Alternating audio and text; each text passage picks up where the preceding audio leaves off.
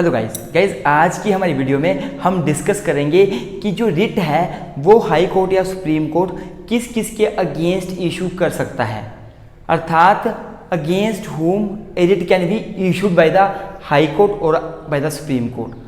मतलब अगर supreme court या हाई कोर्ट रिट इशू करना चाहते हैं तो वो क्या प्राइवेट इंडिविजुअल के अगेंस्ट कर सकते हैं, कंपनीज के अगेंस्ट कर सकते हैं, पब्लिक अथॉरिटीज़ के अगेंस्ट कर सकते हैं, किसके अगेंस्ट कर सकते हैं।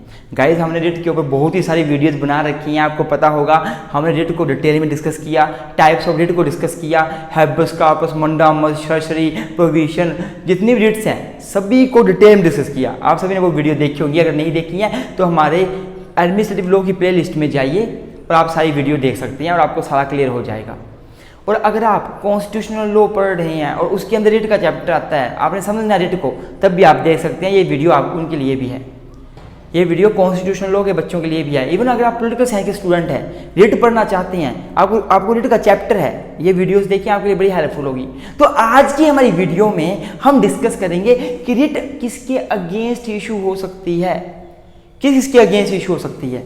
तो गाइज अगर आपने हमारे चैनल को सब्सक्राइब नहीं किया है तो प्लीज़ पहले अभी कभी चैनल को सब्सक्राइब कर दें, आपसे ये रिक्वेस्ट है हमारी। और अगर आप हमें इंस्टाग्राम में फॉलो करना चाहते हैं तो law with twins Instagram page का नाम है। अगर आप हमें टेलीग्राम चैनल पे सब्सक्राइब करना चाहते हैं, फॉलो करना चाहते हैं तो law with twins Telegram channel का नाम है। और अगर आप हमें फाइनेंशियली सपोर्ट करना चाहते हैं, आपको हमारी वीडियो से हेल्प होती है, आपके एग्ज़ाम पास होते हैं, आपको बिना किसी ट्यूशन के पैसे खर्चे आपको हमारी वीडियो से हेल्प कर रही हैं, तो प्लीज़ आप हमें कंट्रीब्यूट भी करें। हमारा गूगल पे, फ़ोनपे, पेटीएम नंबर हमने यहाँ लिख दिया है। ये आपके लिए कंपलसरी नहीं है, मैं नहीं बोलता हर किसी को करना है, पर अगर आप फाइनेंशियली इतने स्ट्रॉन्ग हो कि आप कर सकते हो तो आप करिए। तो आइए दोस्तों, इसके साथ आज की वीडियो को शुरू करते हैं।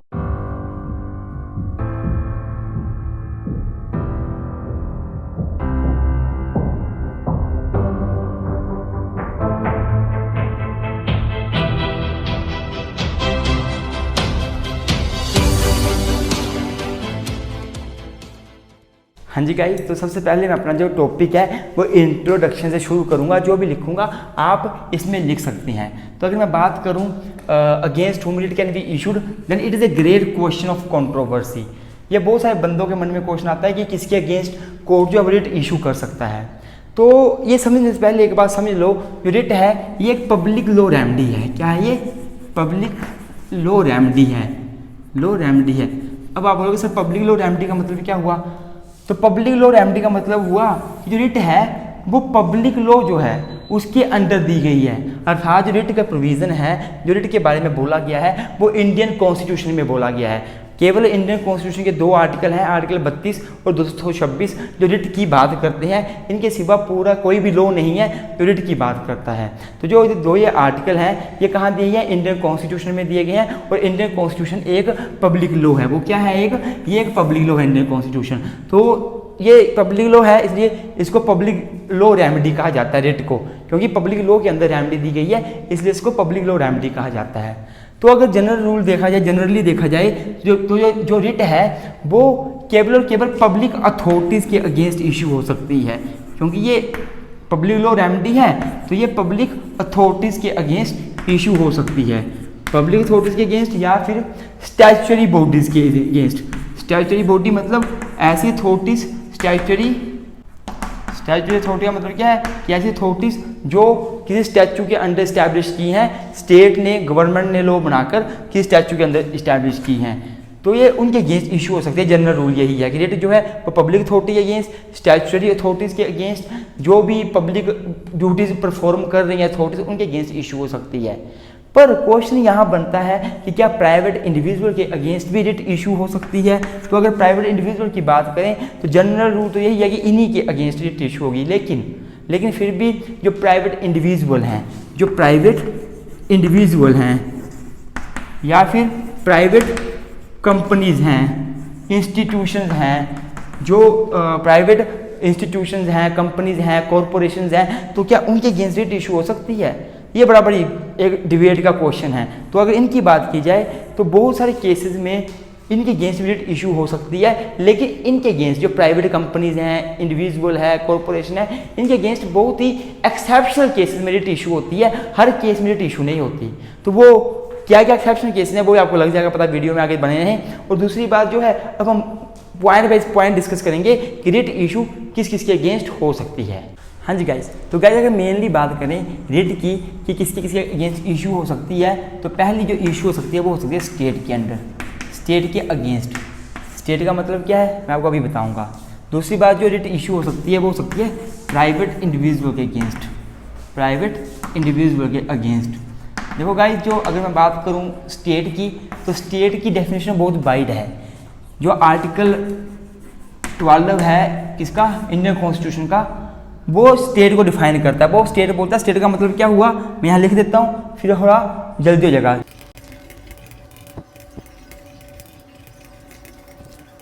हाँ जी, तो गाइस जो आर्टिकल 12 है वो स्टेट को डिफाइन करता है। आर्टिकल 12 क्या बोलता है, स्टेट का मतलब क्या है, the government and parliament of the India, अर्थात जो देश की पार्लियामेंट है, जो गवर्नमेंट है, यूनियन गवर्नमेंट है, उसको स्टेट माना जाता है। तो मतलब government of India, government of parliament, जो पार्लियामेंट है उसके अगेंस्ट रिट इशू हो सकती है। दूसरी क्या आर्टिकल 12 क्या बोलता है, the state the government and legislature of the state, जो स्टेट लेजिस्लेचर्स हैं, जो स्टेट की गवर्नमेंट है, उनके अगेंस्ट भी रिट इशू हो सकती है। स्टेट जो स्टेट लेवल पे होती हैं, गवर्नर,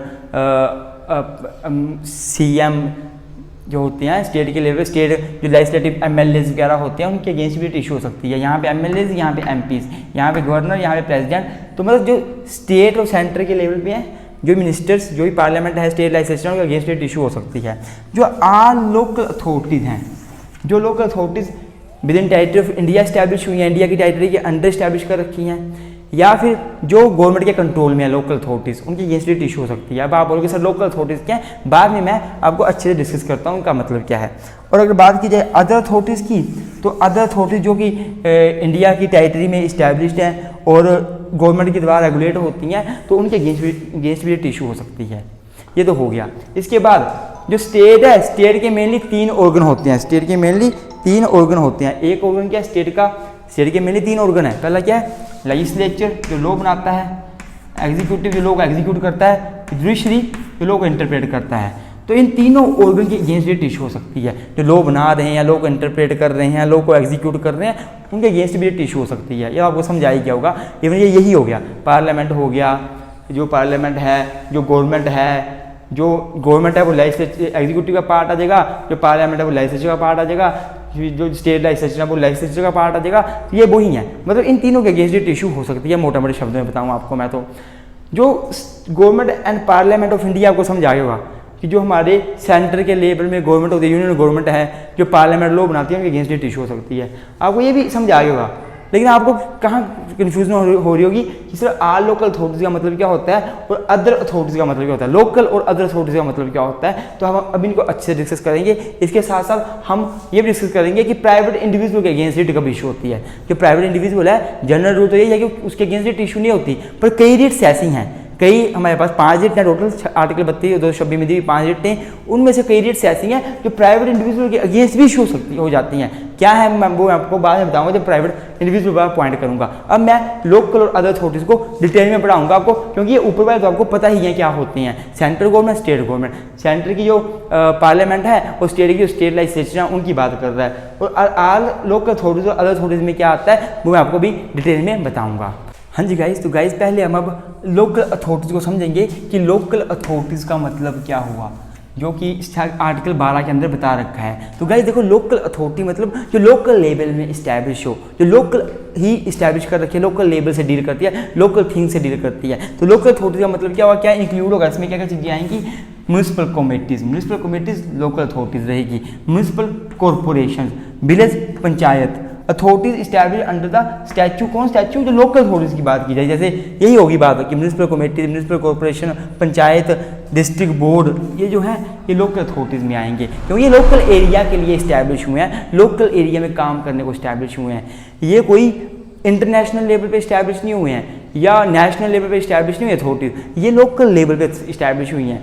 जब हम अदर अथॉरिटीज़ में पढ़ेंगे तब आपको लोकल अथॉरिटीज़ से समझ आ जाएगा डिफरेंस क्या है। अदर अथॉरिटीज़ में वो अथॉरिटीज़ आएंगी जो नेशनल इंटरनेशनल लेवल में इस्टेब्लिश कर रखी हैं। तो जैसे कि ये केस हुआ union of India versus RC. Jain, ये लोकल अथॉरिटीज़ का एक लैंडमार्क केस है। इस केस में क्या बोला गया कि जो दिल्ली डेवलपमेंट अथॉरिटी है DDA, it is A local authority and it will cover under the jurisdiction of the high court और सुप्रीम कोर्ट। मतलब इसको एक लोकल अथॉरिटी माना गया और ये माना गया कि इसके अगेंस्ट रिट इशू हो सकती है। अब हम अदर अथॉरिटीज़ के बारे में डिस्कस कर लेते हैं। हाँ जी गाइस, अब हम अदर अथॉरिटीज़ के बारे में समझ लेते हैं। तो गाइस, मैंने जैसे आपको पहले ही बताया कि जो लोकल अथॉरिटीज़ होती हैं वो लोकल लेवल के मुद्दों से डील करने के लिए बनाई जाती हैं। जैसे म्यूनिसिपल कमेटी, म्यूनिसिपल कॉर्पोरेशन, पंचायती राज, पंचायत सिस्टम जो हो गया वो लोकल लेवल पे इस्टेब्लिश किया गया है, वो लोकल अथॉरिटीज़ हैं। लेकिन इसके सिवा कुछ और भी अथॉरिटीज़ होती हैं जो लोकल लेवल से डील नहीं करती, वो नेशनल इंटरनेशनल लेवल से डील करती है, उनको बोलते हैं अदर अथॉरिटीज़। वो अदर अथॉरिटीज़ की डेफिनेशन में आता है। देखो क्या लिखा हुआ है, a writ can be issued also against the other authorities, it has very very meaning. Other authorities का मीनिंग बहुत बड़ा है। It creates by the statute and functioning within the territory of India और under the control of government. जो ये other authorities हैं ये किसी स्टैच्यू के अंदर इस्टेब्लिश होती हैं, स्टैच्यू बनता है और वो स्टैच्यू के अंदर जब इस्टेब्लिश होती हैं तो वो स्टैच्यू इन अथॉरिटीज को पावर देता होगा नेशनल या इंटरनेशनल मुद्दों से डील करने का। लोकल मुद्दों से डील नहीं करती है अथॉरिटीज, और ये अथॉरिटीज जो है वो गवर्नमेंट ऑफ इंडिया के अंडर कंट्रोल में रख के काम करती हैं, गवर्नमेंट के कंट्रोल में रहती हैं, उनके कंट्रोल में रख के काम करती हैं और साथ ही साथ टेरिटरी, इंडिया के टेरिटरी के अंडर ही इस्टेब्लिश होती हैं। यहाँ लिखा हुआ है other authorities is establish for dealing with the any matters which are not local matter. जो मैटर लोकल ना हो उनसे डील करने वाली अथॉरिटीज़ को अदर अथॉरिटीज़ की डेफिनेशन में डाला जा सकता है। जैसे कि इंटरनेशनल एयरपोर्ट अथॉरिटी केस है, आप नेट पे सर्च करोगे, आर्टिकल 12 का सबसे लैंडमार्क केस है अदर अथॉरिटी के ऊपर। इंटरनेशनल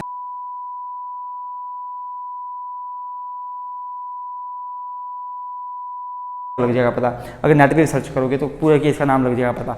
तो इस केस में क्या हुआ था, इस केस में ये बोला गया था कि जो इंटरनेशनल एयरपोर्ट अथॉरिटी है, जो ये जहाज़ों से डील करती है, एयरपोर्ट से डील करती है, इंटरनेशनल एयरपोर्ट अथॉरिटी, उसको अदर अथॉरिटीज़ की डेफिनेशन में डाला गया था कि हाँ ये अदर अथॉरिटी है। इसके सिवा देखो गाइज, हमने आर्टिकल 12 पे एक वीडियो बनाई है, आप हमारे कॉन्स्टिट्यूशन लॉ की प्लेलिस्ट में जाना, वहाँ आर्टिकल 12 को पढ़ना, उसमें आपको लोकल अथॉरिटी अदर अथॉरिटी को डिटेल में समझा जाएगा आपको। मैं यहाँ पे डिटेल में नहीं बता रहा क्योंकि यहाँ पे डिटेल पे बताने वाला नहीं है, जो मैंने बताया था मैंने वो बता दिया, यहाँ पे इनफ है इतना।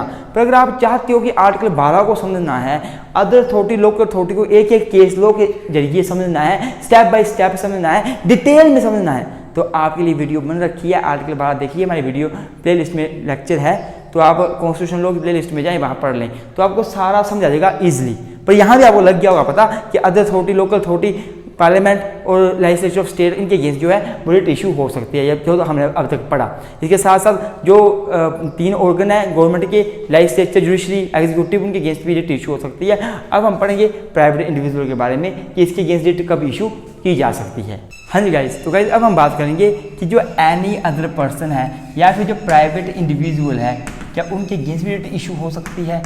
तो देखो, प्राइवेट इंडिविजुअल की बात करूं मैं गाइस, तो जनरली क्या होता है कि जो हाई कोर्ट है या फिर सुप्रीम कोर्ट है, वो दोनों जो है ना वो पब्लिक अथॉरिटीज़ के अगेंस्ट रिट इशू करते हैं।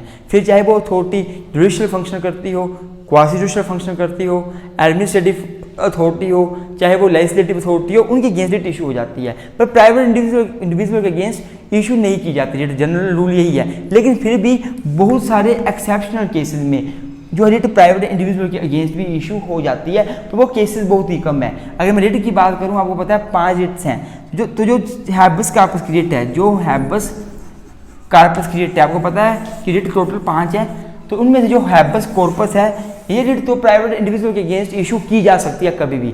अगर मान लो किसी प्राइवेट इंडिविजुअल ने किसी व्यक्ति को अरेस्ट कर रखा है, डिटेन कर रखा है अनलॉफुली, इलीगल तरीके से, तो कोर्ट उसको बोल सकता है कि उस बंदे को हमारे सामने पेश करो, ये रिट इशू हो जाती है बड़े आराम से। पर जो बाकी की रिट है वो बड़े ही एक्सेप्शनल केसेस में रिट इशू होती है, ऐसे नहीं होती। और वो एक्सेप्शनल केसेस का पता कैसे चलता है, वो पता चलता है पार्ट 3 में जो फंडामेंटल राइट दिए गए हैं, अर्थात जो फंडामेंटल राइट दिए गए हैं उनके वायलेशन के ऊपर, कि वायलेशन जो किया है वो किसने किया है, कैसे किया है, किस नेचर का किया है। और अगर जो वायलेशन हुआ है उसको जो मतलब मान लो किसी बंदे ने किसी जो फंडामेंटल राइट है, आपको पता है जो फंडामेंटल राइट अगेंस्ट स्टेट होते हैं, आपको फंडामेंटल राइट अगेंस्ट स्टेट मिले हुए हैं, पर कुछ फंडामेंटल राइट अगेंस्ट इंडिविजुअल भी होते हैं, सिटीजन भी होते हैं। तो अगर आपका सिटीजन जो है फंडामेंटल राइट वायलेट करता है तो आपके फंडामेंटल राइट की प्रोटेक्शन तो करनी है ना, तो कोर्ट क्या करेगा, रिट इशू कर देगा। तो कौन सी रिट इशू करेगा, कोर्ट 5 में से वो रिट इशू करेगा जो आपकी फंडामेंटल राइट को प्रोटेक्ट करती हो। अब डिफरेंट रिट है, इसका काम अलग है, मंडामस का अलग है, क्वाड्रेंट का अलग है। तो जो रिट आपके फंडामेंटल राइट को प्रोटेक्ट कर दे वो रिट कोर्ट जो है इशू कर देता है। मतलब क्या है, पार्ट 3 में जो फंडामेंटल राइट है कोर्ट उनको देखेगा, उनको देखते हुए वो अपना एक कंक्लूजन निकालेगा कि रिट जो है क्या प्राइवेट इंडिविजुअल के अगेंस्ट हो सकती है इशू, क्या जो फंडामेंटल राइट का वायलेशन हुआ है वो सिटीजन ने किया है या स्टेट ने किया है। तो अगर सिटीजन ने किया, क्या इसके अगेंस्ट रिट इशू हो सकती है, तो हो सकती है तो कोर्ट इशू कर देगा। तो वो एक्सेप्शनल केसेस होते हैं। वैसे क्या है, हाइब्रिड स्टार्टस की रिट तो इशू हो जाती है जनरली, तो बाकी रिट इशू करने के लिए कोर्ट को देखना पड़ता है कि जो पार्ट 3 के अंदर जो राइट हैं दिए हुए उनका जो वायलेशन हुआ है वो किस नेचर का है, किस राइट का वायलेशन हुआ है, कैसे हुआ है, किसने किया है, स्टेट ने किया है, सिटीजन ने किया है। आई होप आपको समझ आ रहा हो। जैसे मैं एग्जांपल दूं आपको, जो राइट अगेंस्ट डिस्क्रिमिनेशन है वो स्टेट के अगेंस्ट भी अवेलेबल है, प्राइवेट इंडिविजुअल के अगेंस्ट भी अवेलेबल है। कोई इंडिविजुअल आपके साथ भेदभाव नहीं कर सकता, ना ही स्टेट कर सकती है। तो अगर मान लो स्टेट ने किया तो कोर्ट स्टेट के अगेंस्ट रिट इशू कर देगा, भेदभाव करने की मनाही के लिए कोर्ट स्टेट के अगेंस्ट इशू कर देगा। वैसे ही अगर मान लो प्राइवेट इंडिविजुअल करता है तो कोर्ट प्राइवेट इंडिविजुअल के अगेंस्ट भी रिट इशू करेगा ही ना। अब कौन सी करेगा वो डिपेंड करेगा कि वो कोर्ट खुद डिसाइड करेगा कि हैबस कॉर्पस करनी है, मंडामस करनी है। मंडामस मतलब तो कोई गिव कमांड, तो कमांड देनी है किसी को तो मंडामस कर देगा, या फिर शर्शरी करनी है या प्रोहिबिशन करनी है। वो डिपेंड करता है कौन सी रिट करनी है, किस रिट को इशू करके व्यक्ति के अधिकारों का जो है प्रोटेक्शन हो सके, वो कोर्ट के ऊपर डिपेंड करता है। तो आई होप आपको ये समझ आ गया होगा। अगर आपको वीडियो अच्छी लगी है तो वीडियो को लाइक करें, चैनल को सब्सक्राइब करें। थैंक यू सो मच, मिलते हैं नई वीडियो में।